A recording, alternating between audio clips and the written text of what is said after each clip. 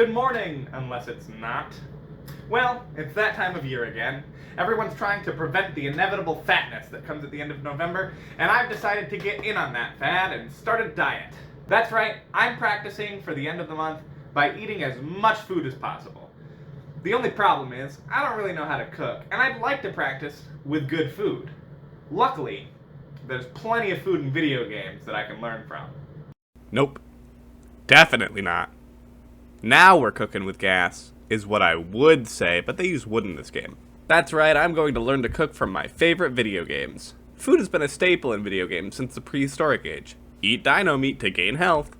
This trend appears in so many video games, especially beat-em-ups. But as time went on, they became a bit more needy. I need you to leave me alone. And with the rising complexity, game designers decided it wasn't enough to just eat food. Some games you have to pick it up and eat it later, some games you have to go shopping, and of course, sometimes you have to cook it. I don't think this is working. That's right, as games got more complex, they decided that you should really have to earn your HP. And, since you have to cook it anyway, many games offer temporary or even permanent stat boosts when you eat. Most of us have come to terms with our attachment to food in gaming. Most of us. But most of the time, it just feels like a natural thing. I never look at video game food and think, oh man, I'm really hungry now. I just think, good, HP.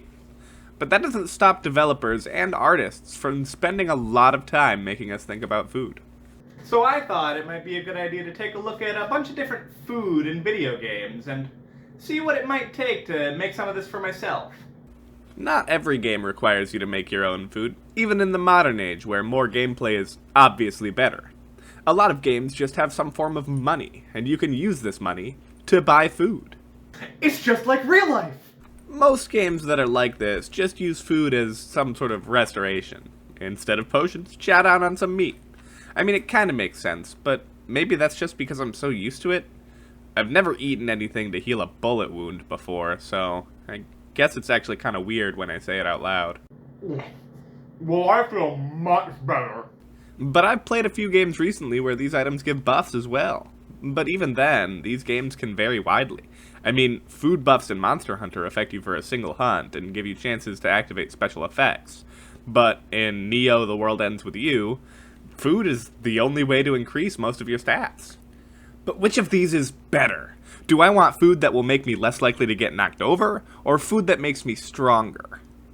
Well, I think the answer is obvious.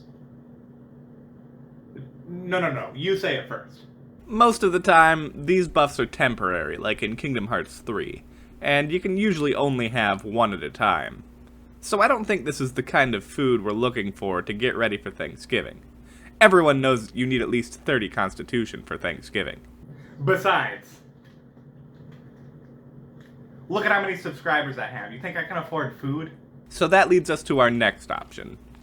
As it turns out, a lot of people labeled enemies also need to eat. And if they're dead, they don't, which means free food. Yeah, especially in RPGs, it's pretty common for enemies to leave food lying around when they die.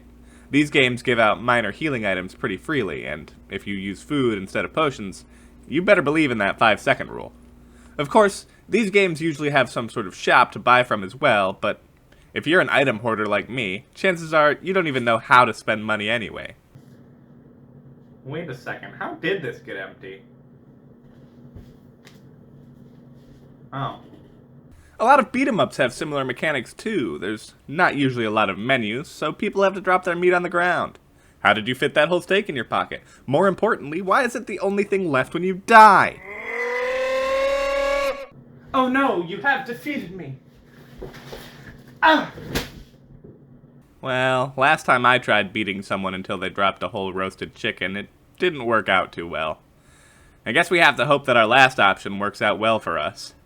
Aha! You thought I had written off cooking altogether because you are a fool! See, games like Cooking Mama are glorified cooking teachers. They run through all of the steps of cooking, and I don't have time for that.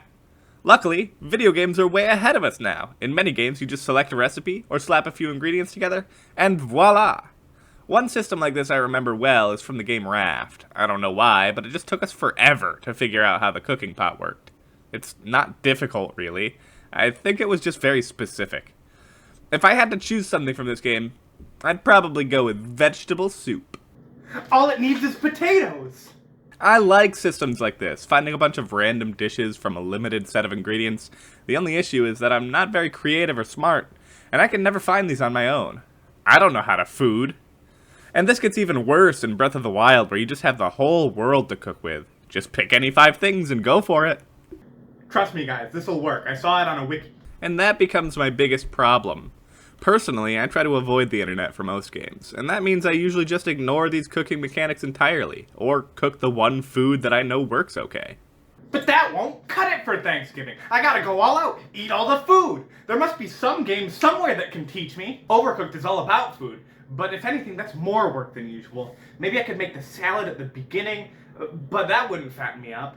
The Link's Awakening remake has some really good looking soup, but I don't think that's edible. Red Dead Redemption 2 had this campfire mechanic, but I don't own a campfire or Red Dead 2. Fat Princess.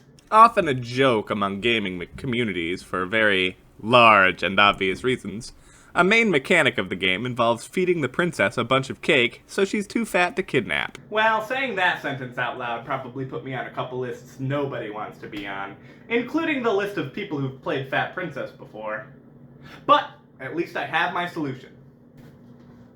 Oh, no thanks. I'm stuffed. Damn it!